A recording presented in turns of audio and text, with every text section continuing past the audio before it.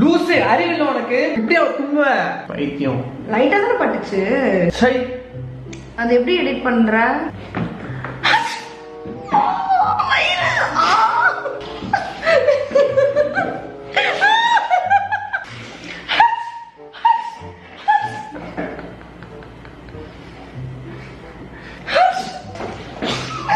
Stupid guy.